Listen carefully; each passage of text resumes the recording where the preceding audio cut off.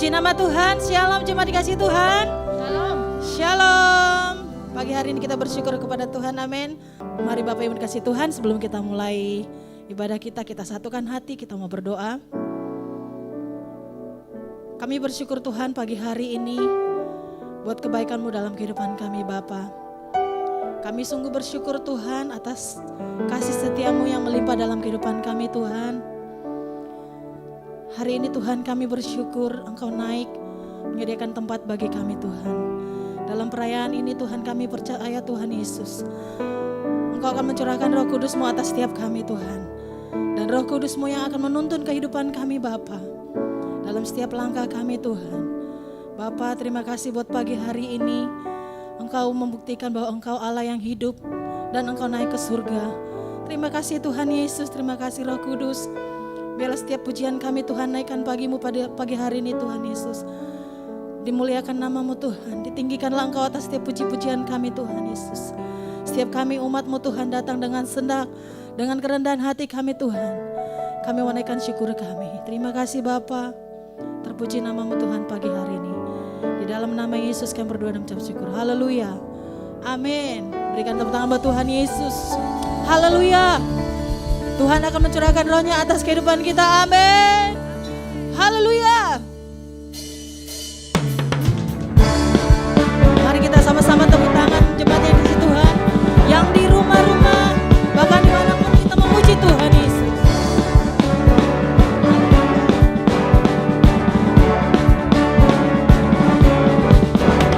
Tuhan curahkan Roh-Mu atas manusia di bumi, biar anak-anak-Mu menyampaikan nubuatan, mimpi dan penglihatan, nyatakan isi hati-Mu, biar iman kami bangkit, surga nyatakan kedahsyatan hari-Mu.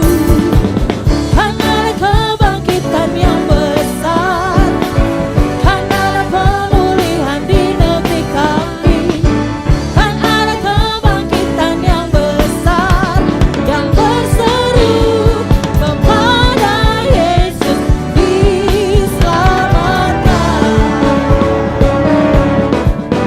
Haleluya.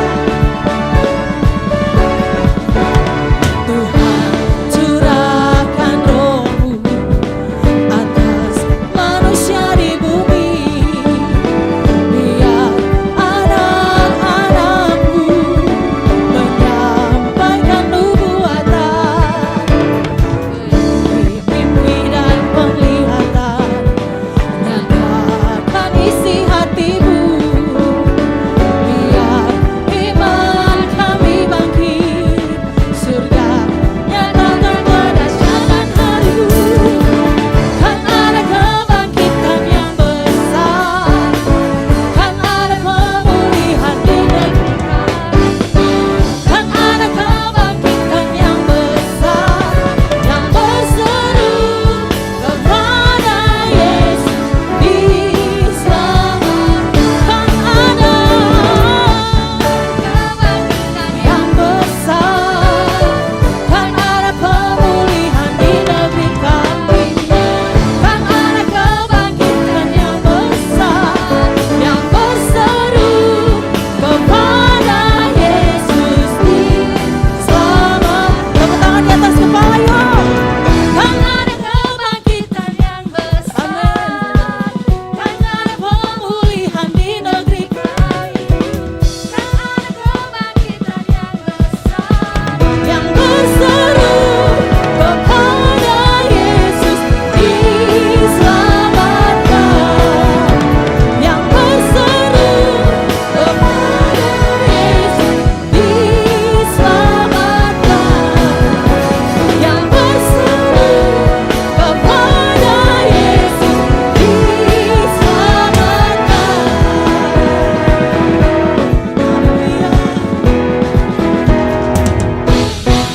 Haleluya. Berikan tepuk tangan buat Tuhan Yesus, karena Tuhan Yesus mencurahkan rohnya atas kita. Amin.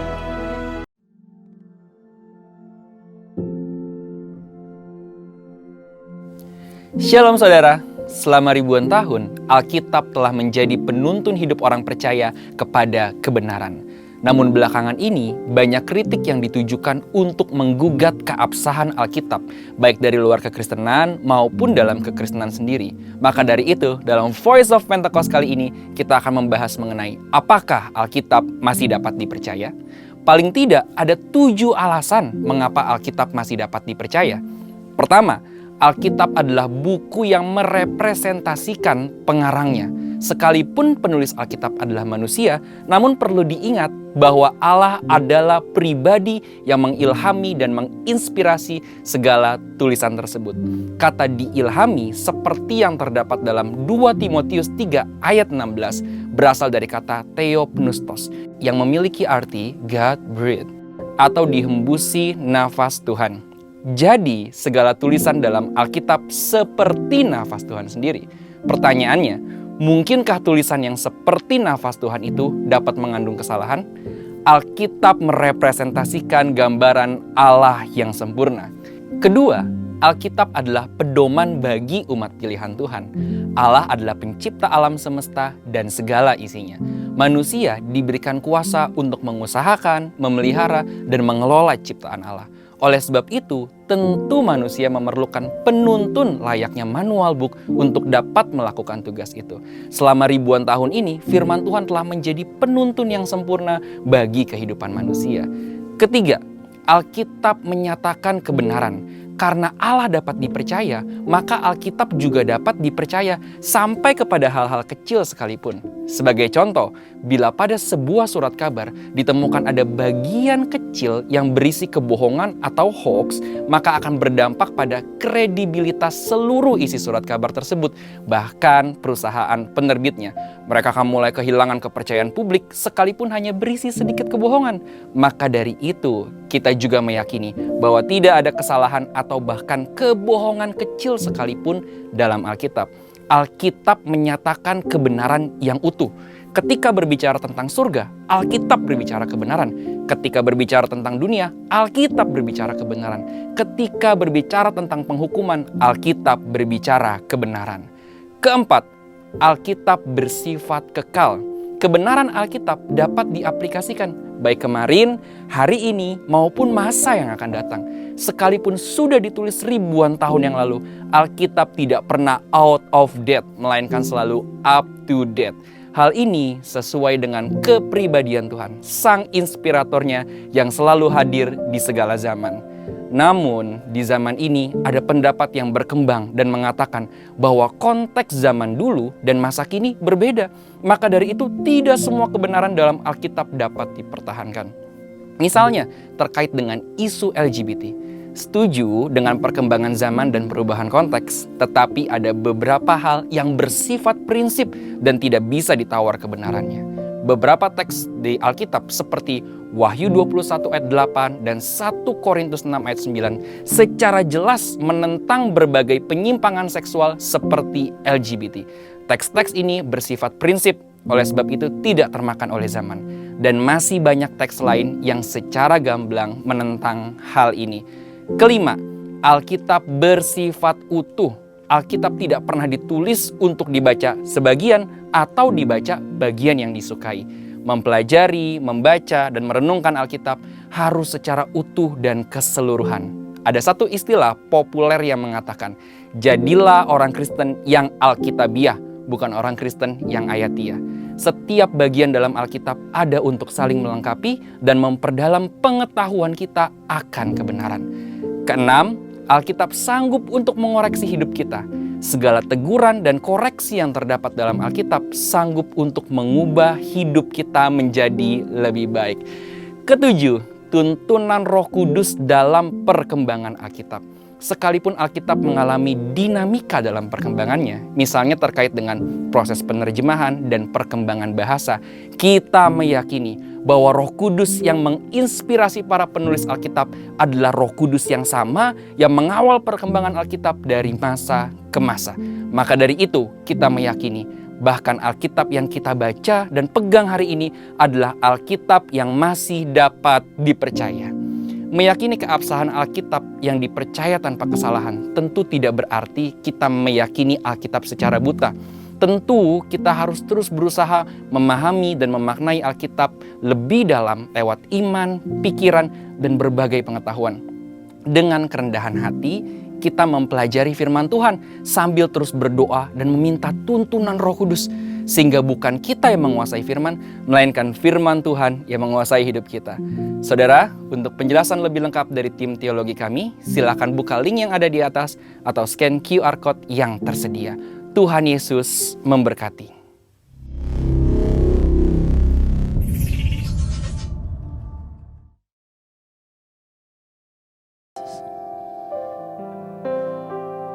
Terima kasih buat kebaikan-Mu Tuhan. Terima kasih buat roh-Mu yang manis. Terima kasih Tuhan. Haleluya Yesus.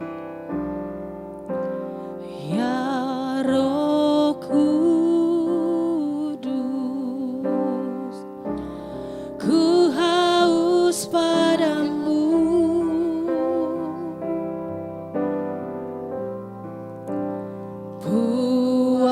Puaskan sekarang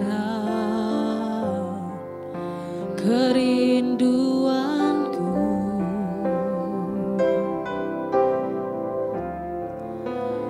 Ya Roh Kudus, Kau menuntunku.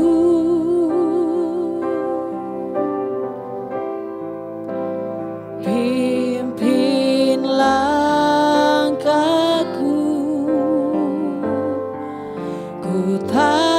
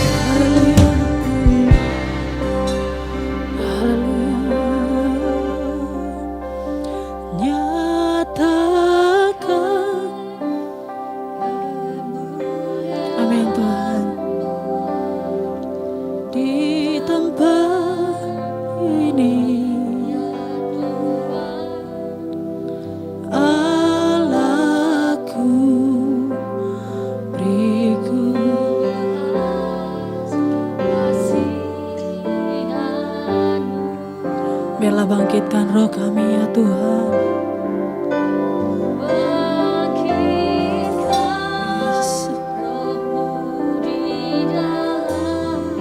Amin. Nyatakan kuasa namamu,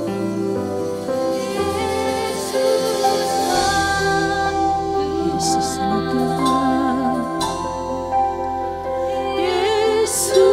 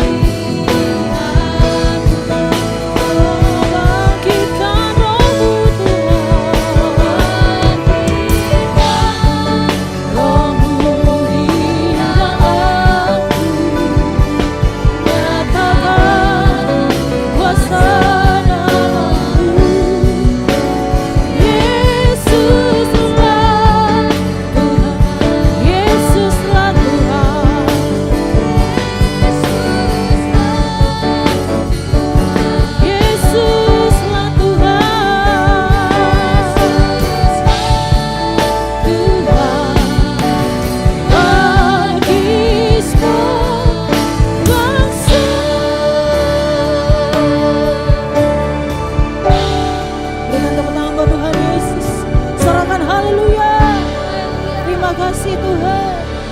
Haleluya.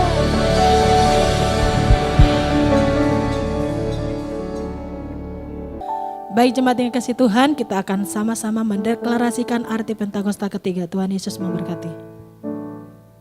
Pentakosta ketiga. 1. Pentakosta ketiga adalah pencurahan Roh Kudus yang dahsyat di zaman ini, melebihi yang terjadi di Azusa Street. 2. Pentakosta ketiga akan mengakibatkan penuaian jiwa yang terbesar dan yang terakhir sebelum Tuhan Yesus datang kembali. 3. Pentakosta ketiga akan membangkitkan generasi Yeremia, yaitu anak-anak muda yang dipenuhi Roh Kudus, cinta mati-matian kepada Tuhan Yesus, tidak kompromi terhadap dosa, dan akan bergerak untuk memenangkan jiwa. 4. Pentakosta ketiga lahir di Indonesia dan bergerak ke bangsa-bangsa. Gerakan ini dari timur ke barat dan akan kembali ke Yerusalem. 5. Pentakosta ketiga akan memberikan kuasa untuk menyelesaikan amanat agung, dan setelah itu Tuhan Yesus datang kembali. Daripadamu sendiri Tuhan, buat umat-Mu di tempat ini. Tutup buku tempat ini dengan kuasa darah-Mu Tuhan. Ada malaikat-malaikat-Mu berjaga-jaga atas tempat ini. Terima kasih Tuhan, kami mau siapkan hati untuk menerima berkat firman Tuhan hari-hari ini. Terima kasih Bapa, di dalam nama Tuhan Yesus kami sudah berdoa dan siap mendengarkan firman-Mu. Yang siap mendengarkan firman Tuhan, sama-sama kita katakan amin. Ya, silakan duduk Bapak Ibu. Shalom. Shalom. Apa kabar Bapak Ibu? Luar biasa. Karena Tuhan kita luar biasa. Dahsyat ya. Ya. Hari ini puji Tuhan saya dari tempat ini untuk melayani Bapak Ibu. Minggu ini adalah minggu terakhir di bulan Juni, bulan ke-6. Ya, satu semester sudah kita jalani di panjang tahun 2023.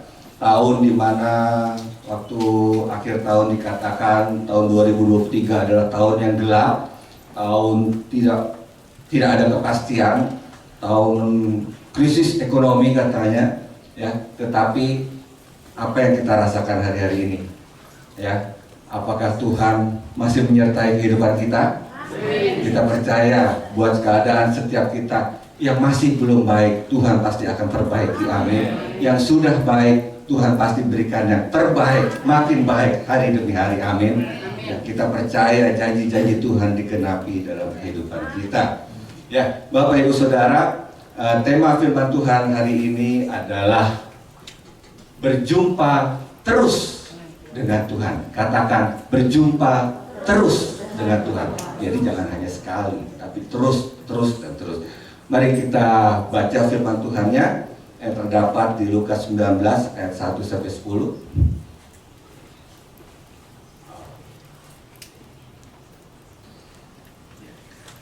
Perikopnya adalah Sakius. Kita baca sama-sama. 2, 3. Yesus masuk ke kota Yeriko dan berjalan terus melintasi kota itu.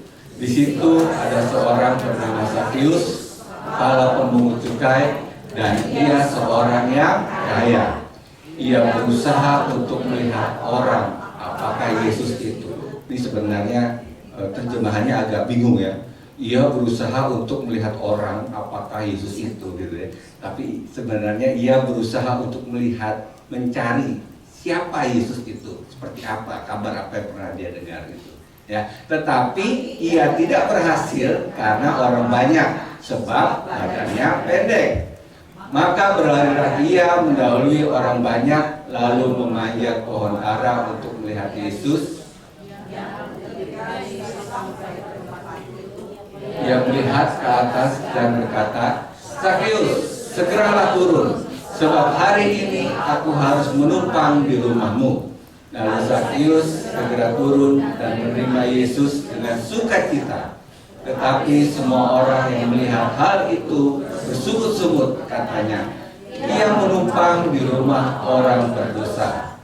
Next. Tetapi Sakius berdiri dan berkata kepada Tuhan, Tuhan, setengah dari milikku akan kuberikan kepada orang miskin, dan sekiranya ada sesuatu yang kuperas dari seseorang akan kukembalikan 4 kali lipat. Kata Yesus kepadanya, hari ini telah terjadi keselamatan kepada rumah ini, karena orang ini pun anak Abraham. Sebab anak manusia datang untuk mencari dan menyelamatkan yang hilang. Amin. Ya, jadi di kisah ini kita tahu sama-sama ya ceritanya bagaimana seorang yang bernama Sakius, ya, dia begitu sangat ingin ketemu dengan Tuhan Yesus. Maka dia berusaha ketika dia mendengar bahwa Yesus masuk di kota Yeriko, dia berusaha bagaimanapun caranya dia mau bertemu dengan Tuhan Yesus. Ya, di tengah krodit, di tengah kerumunan, di tengah keramaian orang-orang yang ada, ya, dia berusaha untuk bisa bertemu atau bahkan kalau bisa bercakap-cakap dengan Tuhan Yesus. Tetapi dikatakan apa daya, ya, karena posturnya yang semampai, ya, semeter nggak sampai saudara ya, posturnya yang pendek. Ya, kalau Sakius orang yang besar, tinggi gitu, mungkin dia gampang gitu ya, orang-orang lebih pendek daripada dia bisa teriak-teriak, panggil-panggil gitu ya. Ya, mungkin kalau Bapak Ibu pernah lihat ketika presiden kita gitu ya, kunjungan atau belusukan ke daerah-daerah, bagaimana orang-orang atau rakyat begitu kepingin untuk bertemu atau hanya bersalaman atau berjumpa. Ya, bagaimana mereka berteriak-teriak, mereka mengejar Pak Jokowi gitu ya. Mereka ingin mendapatkan kesan, mendapatkan cindera mata ataupun sekedar salaman atau berfoto ya dengan presiden. Nah, kondisi seperti itu juga terjadi pada Sakius pada saat itu. Tetapi apa daya, ya, dia orangnya pendek. Ya, maka dia nggak putus asa, dia nggak menyerah. Maka ayat 4 dikatakan, maka berlarilah ia mendahului orang banyak lalu memanjat pohon ara untuk melihat Yesus. Ya, ketika dia lihat kondisinya sudah tidak memungkinkan untuk dia bisa bertemu atau dia bisa mengambil perhatian dari Yesus, maka dia berlari mendahului orang-orang itu dan dia naik ke atas pohon ara untuk mendapatkan perhatian. Nah, puji Tuhan, akhirnya setelah dia naik, Tuhan Yesus mendapat perhatian dari dia. Ya, akhirnya Tuhan Yesus bilang, Sakius, segera turun, sebab hari ini aku harus menumpang di rumahmu. Ya. Puji Tuhan, akhirnya apa yang Sakius lakukan ada hasilnya, Bapak Ibu ya. Ya, akhirnya Sakius turun dan segera bisa menerima Tuhan Yesus di rumahnya. Nah, Bapak Ibu Saudara, dari kisah ini kita tahu bahwa untuk berjumpa dengan Tuhan itu ternyata nggak gampang. Ya, ada suatu proses, ada suatu action, ada suatu tindakan yang harus kita lakukan. Ya. Nah, untuk berjumpa dengan Tuhan ada suatu action yang harus kita lakukan. Yang pertama, dibutuhkan suatu effort atau suatu usaha atau suatu bahkan suatu passion, suatu semangat yang luar biasa, ya. Karena bertemu Tuhan itu banyak halangannya. Ya, tadi di tengah kerumunan yang krodit, yang ramai, di tengah dia dengan postur yang kekurangannya, tetapi dia mau untuk mengusahakan. Ya, dibutuhkan suatu effort yang besar untuk bisa bertemu dengan Tuhan. Ya, Sakius tidak terpengaruh oleh situasi, tidak terpengaruh oleh keramaian yang ada. Ya, bahkan dia tidak memandang kekurangan yang ada dalam tubuhnya, keterbatasan yang ada dalam tubuhnya untuk menjadi halangan dia bertemu dengan Tuhan Yesus. Nah, itu juga yang harus kita lakukan ketika kita mau bertemu atau berjumpa atau masuk dalam hadirat Tuhan. Mungkin kelihatannya gampang, saudara. Ya, tetapi ada suatu usaha, ada suatu tindakan nyata yang kita lakukan supaya kita bisa bertemu dengan Tuhan. Karena hanya keselamatan yang gratis, saudara ya. Keselamatan diberikan secara cuma-cuma. Tetapi ada bagian kita yaitu untuk menerima dan percaya keselamatan itu. Ada bagian kita yang harus kita lakukan supaya apa yang dijanjikan Tuhan itu terjadi dalam kehidupan kita. Firman Tuhan tadi bilang bahwa kita akan tahun ini akan lebih baik dari tahun sebelumnya. Kita percaya semua itu. Tetapi apa daya, para ahli-ahli sebelum masuk tahun, ahli-ahli bilang, bahkan presiden sendiri bilang tahun 2023 adalah tahun yang gelap. Ya, krisis ekonomi, ya, krisis pangan, semua mengancam di tahun 2023 ini. Perang Rusia Ukraina nggak selesai-selesai. Tetapi kita percaya sampai tahun ini, sampai bulan ini Tuhan masih menyertai kita. Amin. Ya, kita mau pegang yang mana? Apakah kita terpengaruh oleh situasi yang ada? Apakah kita ikut-ikutan mendengar atau meresponi apa yang mereka bilang? Tetapi apa yang mau kita percayai? Apa mau percaya dengan omongan mereka? Atau pada kebenaran firman Tuhan? Ya.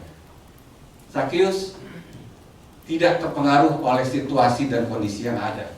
Sakius tidak mau dikalahkan oleh kekurangan atau keterbatasan tubuhnya, ya, untuk menjadi halangan ketika dia mau berjumpa dengan Yesus.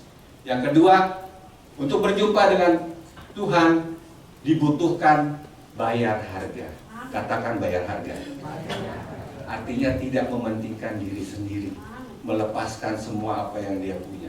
Ya, saya percaya Bapak Ibu juga ada di tempat ini beribadah pagi hari ini pasti bayar harga. Amin. Ada Bapak Ibu yang nggak bayar harga datang ke sini? Jadi begitu bangun tidur, plum, langsung ada di tempat ini? Enggak kan? Begitu bangun tidur, harus mandi, harus menyiapkan sarapan, harus menyiapkan baju, terus naik kendaraan, baik umum maupun pribadi, ya, untuk datang ke tempat ini. Ada harga yang harus dibayar. Mungkin ada pertemuan atau ada arisan, biasanya arisan keluarga itu hari Minggu ya. Ya sama, saya juga di tempat saya begitu. Ya. Udah hari Minggu tuh pasti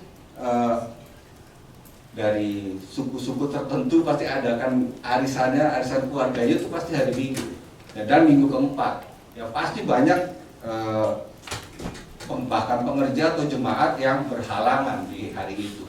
Ya. Tetapi apalagi di tempat saya di Karet Kuningan ya, depannya itu sudah langsung Jalan Sudirman, di mana setiap hari Minggu tuh pasti ada Car Free Day. Ya, tiap hari dulu waktu awal-awal tuh sering jemaat kita ataupun pengerja tahu-taunya nggak hadir, bilang kemana gitu, berhalangan. Nggak taunya di status WA-nya lagi di mana, di tamrin gitu, lagi sepedaan gitu, lagi olahraga. Ya baik juga sebenarnya, cuma kan harusnya lagi beribadah ya. Tetapi puji Tuhan kesininya mungkin udah bosen kali gitu ya, karena tiap minggu jadi bisa beribadah. Nah makanya untuk ketemu Tuhan itu ada harga yang harus dibayar. Jadi nggak serta-merta Tuhan datang gitu, atau kita lagi enak-enakan Tuhan datang, tidak. Dibutuhkan suatu pengorbanan, ada harga yang harus dibayar. Kita harus merelakan apa yang menjadi kesukaan kita, apa yang menjadi hobi kita untuk bisa ketemu dengan Tuhan. Yang ketiga, harus buka hati. Katakan buka hati. Dikatakan setelah Yesus berkata, Zakius segeralah turun. Lalu Zakius segera turun dan menerima Yesus dengan sukacita. Kalau misalkan Zakius waktu itu dikatakan, Zakius segera turun, aku mau menumpang di rumahmu. Tetapi Zakius tidak merespon. Zakius nggak turun dari pohon. Apa Yesus jadi mampir ke rumahnya? Enggak, saudara ya. Makanya Zakius merespon. Dia segera turun dan akhirnya menerima Yesus dengan sukacita. Artinya membiarkan Yesus memimpin seluruh kehidupannya, ya. Dan demikian juga kita, ketika kita sudah melakukan semuanya tadi, kita sudah berjuang untuk bertemu dengan Tuhan, kita melakukan yang terbaik, kita sudah membayar harga, dan itu akhirnya ujungnya adalah kita harus membuka hati kita supaya Tuhan, membiarkan Tuhan itu menjadi pemimpin dalam kehidupan kita. Nah, jadi jangan semuanya sudah kita lakukan, tetapi begitu Tuhan bilang, ya kamu harus begini, misalkan mencari pekerjaan, ya, tiba-tiba ada suatu tawaran yang menarik, ya gaji lumayan besar, tapi hari Minggu harus bekerja, gitu ya. Ya udah jelas, kalau hari Minggu bekerja berarti tidak bisa beribadah. Nah, apakah hal itu masih menjadi pemikiran atau menjadi pertimbangan kita? Karena hari-hari ini kita tahu godaannya sudah semakin besar, karena kebutuhan juga semakin besar, ya. Akibat pandemi kemarin, ekonomi sudah pasti turun, ya. Nah, tahun-tahun ini nih kita lagi berjuang untuk berusaha untuk bangkit, ya. Seperti tema gereja kita, bangkit jadilah pemenang, ya. Kita lagi bangkitnya lagi getol-getolnya bekerja. Nah, ada tawaran. Kalau hari Minggu ada pekerjaan, cuman hari Minggu bisa harus kerja. Apa yang menjadi pilihan saudara? Itu juga yang namanya bayar harga. Ya, itu juga makanya kalau kita sudah membuka hati, kita membiarkan Tuhan yang mengambil alih semua kehidupan kita, maka kita pasti mendahulukan Tuhan dalam kehidupan kita. Amin. Dari dahulu kerajaan Allah, maka semuanya akan ditambahkan. Nah, setelah perjumpaan dengan Tuhan, kita belajar bahwa ada 3 hasil yang dihasilkan setelah perjumpaan dengan Tuhan. Yang pertama, ada perubahan secara fisik. Ya, kita tahu bagaimana cerita 10 orang kusta yang disembuhkan oleh Tuhan Yesus. Ya, ada orang buta, ada orang timpang, ada orang sakit yang disembuhkan oleh Tuhan Yesus. Ya, ketika bertemu dengan Tuhan, ada perubahan secara fisik, ada kesembuhan yang terjadi buat orang itu. Ya, ketika dia percaya, ketika dia bertemu dengan Tuhan. Yang kedua, setelah bertemu dengan Tuhan, ada juga perjumpaan secara rohani. Artinya ada perubahan secara iman, yaitu yang tadi kita baca ceritanya tentang Zakius. Setelah Zakius bertemu dengan Tuhan, dikatakan akhirnya dia menerima semua apa yang Tuhan Yesus ajarkan, dan akhirnya dia membuka hati, ya. Dia akhirnya bertobat, dia menerima dengan sungguh-sungguh, sampai dia bilang akhirnya, setengah dari hartaku akan ku berikan kepada orang miskin, dan kalau ada orang-orang yang kuperas, maka aku akan mengganti 4 kali lipat. ada pertobatan, ada perubahan secara rohani. Ya, pandangannya bergeser, yang tadinya dia seorang pemungut cukai, kepala pajak, ya dia hari-harinya hanya mengambil pajak. Ya, karena pada saat itu tadi kenapa orang-orang Farisi itu bilang mereka bersungut-sungut dan berkata Yesus berada di dalam rumah orang berdosa. Karena pada saat itu ada anggapan, ada pandangan bahwa seorang yang kaya, apalagi dia pemungut cukai, maka pasti dia orang yang berdosa karena dia mengambil upeti dari rakyat, dari orang-orang. Maka dibilang dia orang kaya dan pemungut cukai itu adalah orang yang berdosa. Nah, ada perubahan secara rohani, ada perubahan secara iman yang dialami oleh Zakius sehingga akhirnya dia mau terbuka dan dia mau bertobat. Yang contoh yang berikutnya adalah Paulus. Ya, kita tahu sama-sama bagaimana cerita dari Paulus ketika dia bertemu dengan Tuhan. Ya, tadinya Paulus adalah seorang yang pembunuh, penganiaya, pengikut-pengikut Kristus. Tetapi setelah dia bertemu dengan Tuhan, ada perubahan drastis yang terjadi, ada perubahan radikal yang terjadi buat Paulus. Ya, dikatakan bahwa apa yang aku lakukan dahulu kuanggap sebagai keuntungan, tetapi ternyata sampah, kata dia. Ya, dia dahulu membunuh, menganiaya pengikut-pengikut Kristus, tetapi setelah dia bertobat, setelah dia ketemu dengan Tuhan, ada perubahan, ada paradigma yang diperbaharui. Ya, dia secara militan, secara radikal dia bertobat.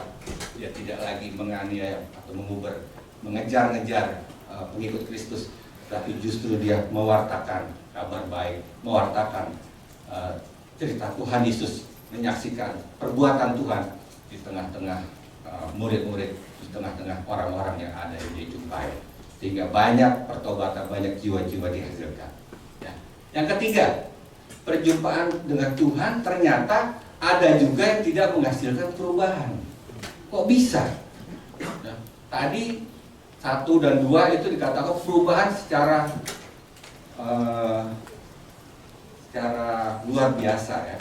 Ada kesembuhan, ada mujizat. Yang kedua ada perubahan secara rohani, secara iman. Tetapi yang ketiga ada juga yang tidak mengalami perubahan, yaitu ahli-ahli Taurat dan orang Farisi.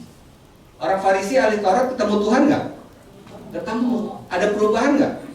Nggak ada. Kenapa? Karena mereka menganggap diri mereka lebih pintar. Mereka menganggap diri mereka lebih tahu, lebih berpengalaman. Ya. Ahli Taurat itu kan sudah sejak dari lahir, dari nenek moyangnya sudah hafal isi Taurat. Ya. Mereka lebih tahu. Mereka siapa kamu? Ya. Saya lebih tahu. Jenggot itu panjang, ya. Mereka bilang saya lebih tahu. Saya bukan hanya tahu, saya hafal isi dari Taurat. Sehingga ketika sikap hatinya seperti itu, maka tidak ada perubahan yang terjadi. Ketika Tuhan berbicara dalam diri kita, ketika dia berkata apa yang harus kita lakukan, ada sesuatu perubahan yang harus kita lakukan, bagaimana respon dari diri kita? Apakah kita mau taat? Apakah kita mau mendengar apa yang dikatakan Tuhan? Atau kita masih, Tuhan, entar dulu Tuhan, saya masih lagi enak-enaknya di Tuhan, lagi enak-enaknya kerja, ya. Anak masih kecil Tuhan, masih banyak kebutuhan. Ya. Kalau di tempat saya kebanyakan begitu, ya. Di tempat saya bukan di sini. Ya. Banyak sekarang lagi usia-usia youth, usia-usia dewasa mudanya sedang giat-giatnya karena mereka mendapatkan pekerjaan. Ya. Sehingga kalau di tengah minggu tuh ada pertemuan, ada rumah doa, ada doa lah, ada PPW. Nah itu mereka alasannya sudah nggak bisa datang karena mereka sibuk dengan pekerjaan mereka sendiri. Ya, sampai akhirnya diakalin untuk kita bisa PPW night secara online akhirnya, ya saudara, ya. Karena saudara tahu tuh kalau kita di Karet Kuningan jalurnya tuh jalur luar biasa tuh, di antara Sudirman, Rasuna Said dan Satrio itu sudah tempatnya kredit, ya, Bapak Ibu.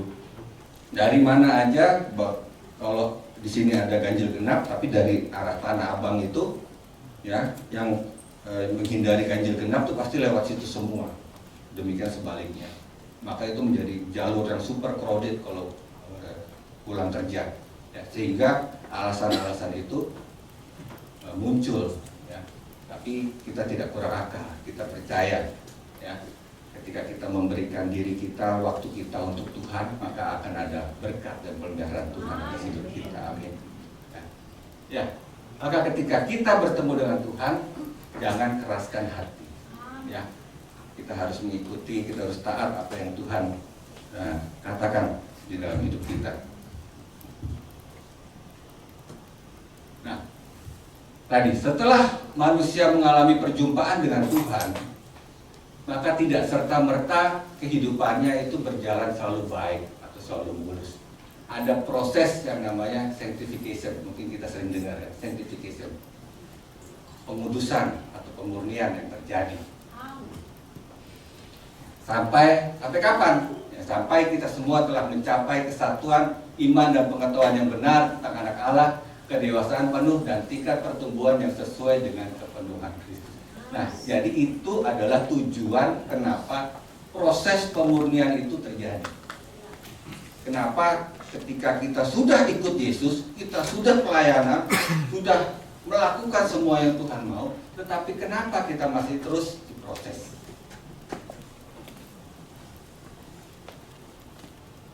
Bapak Ibu ingat ceritanya Daud? Ketika Daud sudah diurapi sama Nabi Samuel untuk jadi raja, apakah langsung Daud menjadi raja? Enggak. Ternyata Daud malah dikejar-kejar sama Saul untuk dibunuh. Padahal sudah diurapi, Tuhan sudah milih dia melalui Nabi Samuel, ya. Tetapi Daud malah justru harus dikejar-kejar untuk dibunuh oleh Saul. Terus ada lagi Yusuf yang sudah mendapat mimpi bagaimana dia akan menjadi pemimpin yang terbesar dari antara saudara-saudaranya. Apakah hal itu langsung terjadi? Tidak, ada proses yang harus dia lalui, ada pemurnian yang harus dia lalui, ya. Bahkan ketika dia memberitahu hal itu kepada saudara-saudaranya, ya, apa yang dilakukan? Yusuf malah dibuang, dijual, ya, bahkan dijadikan budak dan akhirnya difitnah dan dimasukkan ke dalam penjara, bahkan sampai dilupakan. Dan akhirnya selama proses 13 tahun, akhirnya proses itu berjalan dan akhirnya proses itu selesai sampai rencana Tuhan digenapi dalam kehidupan Yusuf, ya. Sampai dikatakan sampai kapan? Sampai kita semua telah mencapai kesatuan iman dan pengetahuan yang benar tentang anak Allah, kedewasaan penuh dan tingkat pertumbuhan yang sesuai dengan kepenuhan Kristus. Jadi buat kita semua nih, ya, jangan putus asa, jangan mendumel, jangan ngomel sama Tuhan. Berarti kalau kita masih diproses, berarti kalau kita masih ada masalah, masih ada pergumulan, berarti kita belum mencapai kesatuan iman dan pengetahuan tentang Allah, tentang anak Allah, dan belum bertumbuh. Mungkin kita masih perlu bertumbuh di dalam pengenalan akan Tuhan, kepenuhan akan Tuhan. Amin. Ya. Sehingga ketika proses itu terjadi dalam diri kita, kita sadar, oh ya Tuhan, ya, aku diproses sama seperti ketika Ayub diproses.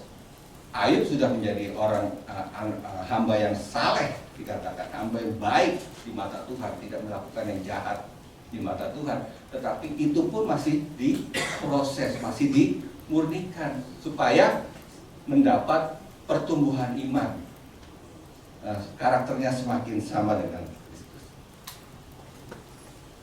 Tuhan memiliki rencana di balik setiap pergumulan yang kita alami.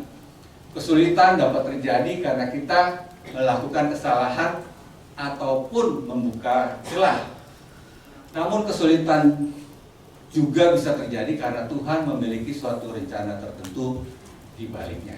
Nah, kita percaya ya, kalau jelas kalau kita melakukan suatu kesalahan, kita melakukan suatu dosa, suatu pelanggaran, suatu kejahatan, maka pasti kita akan menerima hukuman atau akibat dari yang kita lakukan. Tetapi ada juga ketika kita sudah melakukan yang terbaik, kita sudah dalam kondisi yang baik-baik saja, tetapi kita masih diizinkan untuk menerima suatu kejadian yang tidak baik terjadi dalam kehidupan kita. Itu artinya Tuhan sudah memiliki suatu rencana di dalam peristiwa kehidupan kita. Semuanya itu kukatakan kepadamu supaya kami beroleh damai sejahtera di dalam aku.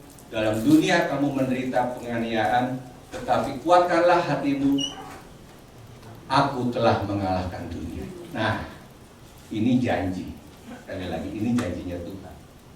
Tuhan tidak menjanjikan hidup kita baik-baik saja.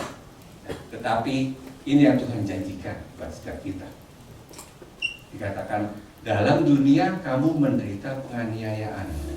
Ada permasalahan, ada pergumulan, ada kekecewaan, ada air mata, ada kekesalan, ada amarah. Mungkin kita dianiaya, mungkin kita dizolimi, ya, mungkin kita disakiti, dikecewakan oleh pasangan kita, oleh anak kita, oleh pemimpin kita. Ya, semua boleh mengecewakan, tetapi Tuhan katakan, kuatkanlah hatimu. Aku telah mengalahkan dunia. Dunia itu apa? Dunia itu ya tempatnya masalah. Ya, dikatakan Tuhan telah mengalahkan dunia. Setiap permasalahan, setiap pergumulan, setiap dosa itu sudah dikalahkan oleh Tuhan di atas kayu salib. Makanya semua itu kukatakan kepadamu supaya kami beroleh damai sejahtera di dalam aku. Jadi Tuhan memberikan damai sejahtera, Tuhan memberikan penghiburan. Tidak seorang pun yang kebal terhadap kesulitan dan kesusahan, terhadap masalah. Tetapi mereka yang hidup di dalam Tuhan akan selalu mendapatkan kekuatan, penghiburan, dan kemampuan untuk menjalaninya. Amin. Tuhan pasti memberikan kemampuan untuk kita menjalani setiap proses yang ada. Tuhan izinkan semuanya itu terjadi supaya kita lebih dekat lagi sama Dia. Nah ini, kenapa kita harus dimurnikan? Kenapa sanctification itu setelah kita menerima kebenaran, justification, kenapa kita harus dimurnikan? Yang pertama, supaya kita ditarik semakin dekat dengan Tuhan. Saya bacakan aja di Mazmur 34 ayat 19.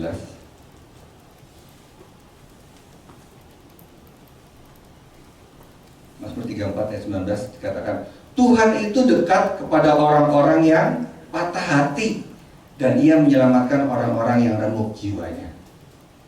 Tapi bukan berarti kalau kita mau dekat sama Tuhan tuh harus patah hati dulu ya Bapak Ibu ya. Tuhan itu dekat pada orang yang patah hati, artinya ketika kita sedih, ketika kita kecewa, ketika kita ada dalam suatu tekanan, kita tidak sendirian, kita tidak ditinggalkan sama Tuhan. Ya, ada pepatah bilang, Gusti ora sare, Tuhan nggak tidur. Tuhan nggak tidur ketika kita ada aniaya, ketika kita ada dalam tekanan, ada dalam kondisi yang tidak baik. Tuhan tuh selalu ada. Tuhan tuh dikatakan malah Tuhan itu dekat. Ya, dan Ia menyelamatkan orang-orang yang remuk hatinya. Dia pasti akan menyelamatkan, Dia pasti akan menolong setiap kita. Jadi kenapa kita harus dimurnikan? Supaya kita bisa semakin dekat dengan Tuhan. Yang mau semakin dekat dengan Tuhan, katakan amin. Amin. Yang kedua, kita harus dimurnikan untuk membentuk karakter Kristus dalam diri kita. Kita baca di Roma 5 ya. Roma 5 ayat 3.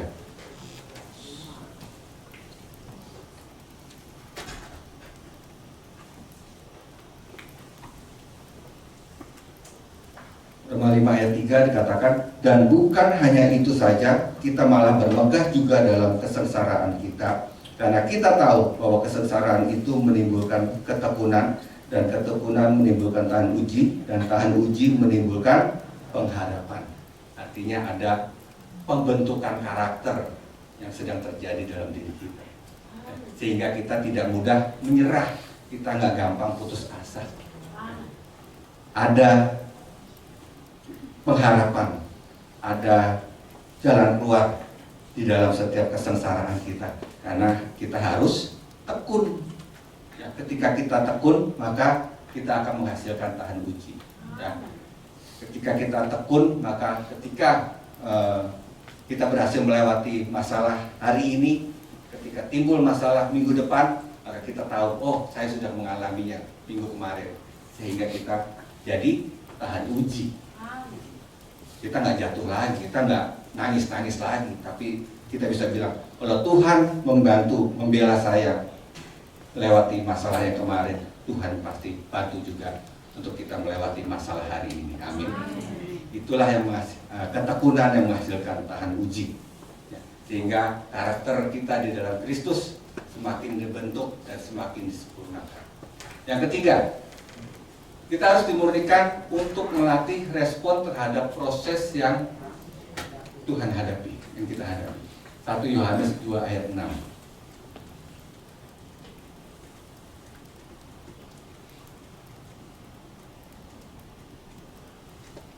1 Yohanes 2 ayat 6 dikatakan, barang siapa mengatakan bahwa ia ada di dalam Dia, ia wajib hidup sama seperti Kristus telah hidup. Jadi artinya apa yang Tuhan Yesus lakukan, apa yang Tuhan Yesus kerjakan, apa yang Tuhan Yesus terima, itu kita juga harus teladani. Ya, apa yang Tuhan Yesus lakukan, Dia dianiaya, Dia difitnah, Dia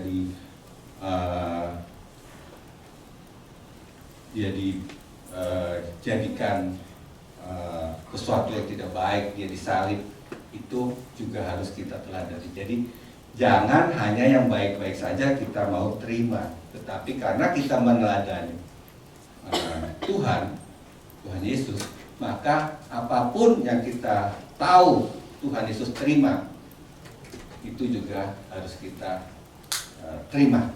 Ya, karena yang menjadi teladan kita, yang menjadi sosok panutan kita adalah Tuhan Yesus.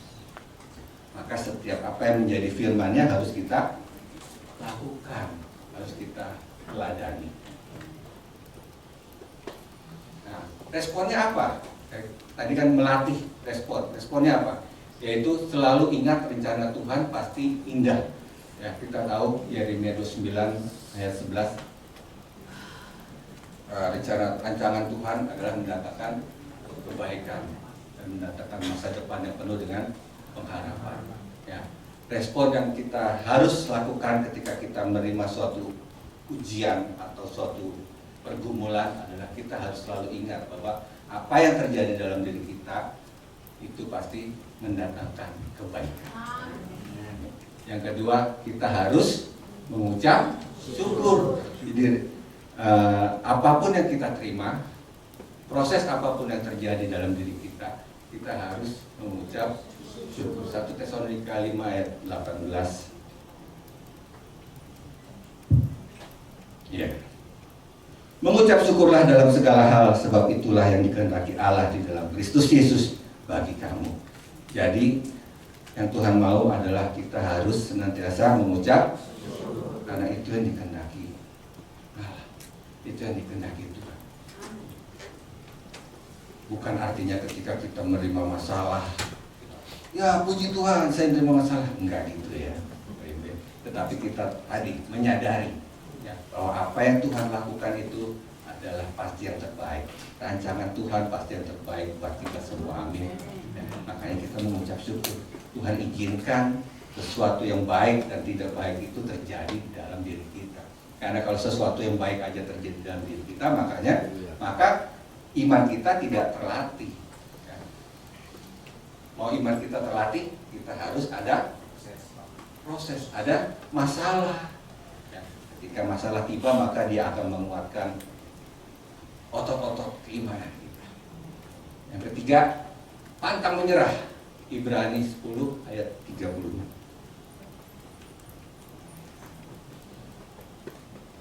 Ayat 38. Ibrani 10 ayat 38 dikatakan, tetapi orangku yang benar akan hidup oleh iman, Dan apabila ia mengundurkan diri, maka aku tidak berkenan kepadanya. Nah, orangku yang benar akan hidup oleh iman, ya, oleh percaya dia akan setiap janji-janji Tuhan. Tetapi buat mereka yang mau mundur, maka dikatakan Tuhan tidak berkenan. Banyak, mungkin karena banyaknya masalah, banyaknya tekanan, bukan hanya setahun, 2 tahun, bahkan sudah bertahun-tahun, ya. Kita bahkan sudah melayani, sudah memberikan yang terbaik, tapi tiba-tiba, anak kita misalkan terlibat dalam narkoba, atau tiba-tiba pasangan kita yang tidak disangka-sangka ternyata punya simpanan lain, ya. Sekarang ya sering kita dengar ya beritanya, ya, ternyata yang tadinya public figure yang kita lihat baik gitu, ya, kita lihat di layar baik, di berita baik, di medsos baik, ternyata tiba-tiba pisah, cerai, ya. Ternyata tiba-tiba melakukan KDRT, ternyata melakukan sesuatu sehingga tidak seperti apa yang terlihat, ya. Makanya ketika hal itu misalkan terjadi dalam kehidupan kita, dikatakan apabila ia mengundurkan diri maka aku tidak berkenan, ya. Ketika hal yang seburuk apapun terjadi dalam diri kita, maka Tuhan bilang tidak boleh mengundurkan diri. Sakit, penyakit saya nggak sembuh-sembuh nih. Masalah saya nggak sembuh-sembuh. Suami saya, istri saya nggak semakin benar, anak-anak nggak semakin benar. Udah deh, nggak ada gereja-gerejaan, nggak ada lagi pelayanan-pelayanan. Ya, hal itu juga ada di tempat kami. Ya. Bukan di jemaat, malah di level diaken. Ya, yang harusnya dia menguatkan, yang dia harusnya tugasnya melayani jemaat, justru ketika persoalan itu datang pada dirinya, justru dia yang lemah. Nggak gampang saudara memang, tetapi firman-Nya jelas, ya. Barang siapa mengundurkan diri maka Tuhan tidak berkenan kepadanya. Mau Tuhan tidak berkenan sama kita? Karena kita tahu kalau tujuan kita hidup ini di dunia ini adalah untuk mendapatkan perkenanan Tuhan. Ketika nanti Tuhan datang kedua kali, maka dia dapati kita menjadi hamba yang setia, hamba yang berkenan di hadapan Tuhan. Nah, kita diangkat menjadi mempelai Kristus. Nah, kalau kita tidak berkenan, berarti kita bukan mempelainya. Berarti masuk mana kita? Masuk neraka, ya. Maka tidak boleh mundur. Baik itu mundur dalam pekerjaan, dalam suatu apapun, maupun dalam pelayanan.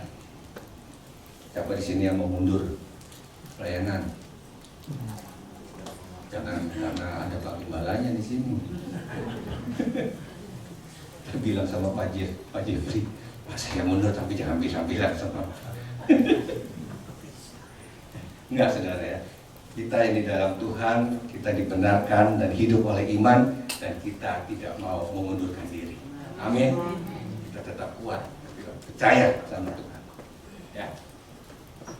Tuhan memurnikan kita dan Tuhan memproses habis-habisan. Kalau kita sudah ada di dalam Tuhan, prosesnya tuh semakin kenceng apa semakin lunak? Makin kenceng. Nah, tuh yang ngomongnya kenceng pasti diproses sama Tuhan kenceng. Pasti diprosesnya habis-habisan. Makin kita dekat, makin kita intim, prosesnya makin luar biasa, Pak. Ya. Proses saya udah kayak Ayub, Pak. Udah kehilangan ini itu. Bukan untuk mencelakakan kita, melainkan agar kita semakin lama semakin mencerminkan Kristus dan karakternya. Udah sampai disalib belum? Belum kan? Nah, kan katanya tadi harus meneladani Tuhan, meneladani Yesus. Jadi harus sampai disalib dulu. Enggak saudara ya. Tetapi kita percaya ya, permasalahan, pergumulan apapun yang kita hadapi, Tuhan sudah menerimanya lebih dahulu. Dia sudah difitnah, dia sudah dibohongi, dia sudah dianiaya, ya, dia sudah dicambuk, dia sudah disakiti, dia sudah diludahi terlebih dahulu. Makanya ketika saudara dikhianati orang-orang terdekat, ketika saudara dipermalukan oleh orang-orang terdekat, maka katakan Tuhan Yesus sudah pernah. Tuhan Yesus sudah pernah diperlakukan seperti itu. Jadi biasa. Bilang biasa. Biasa. Karena Tuhan saya juga sudah pernah diperlakukan seperti itu. Tetapi ya, makanya dikatakan tadi Tuhan sudah mengalahkan dunia. Dia sudah mengalahkan itu semua di atas kayu salib. Dia sudah menggantikan itu semua buat setiap kita. Ya, sehingga setiap kita yang percaya dan terus berharap sama Dia, kita akan menerima penghiburan dan kekuatan di dalam Tuhan. Amin. Berikan tangan buat Tuhan kita. Tuhan memberikan penghiburan dan kekuatan buat setiap kita dalam kita melalui pergumulan. Nah, maksud semuanya itu ialah untuk membuktikan kemurnian imanmu yang jauh lebih tinggi nilainya daripada emas yang fana yang diuji kemurniannya dengan api, sehingga kamu memperoleh puji-pujian dan kemuliaan dan kehormatan pada hari Yesus Kristus menyatakan dirinya. Ya. Dikatakan kemurnian iman kita itu jauh lebih tinggi nilainya dibandingkan emas yang fana. Kalau emas saja sekarang udah berapa harganya? Ibu-ibu yang tahu nih, 1 juta belum?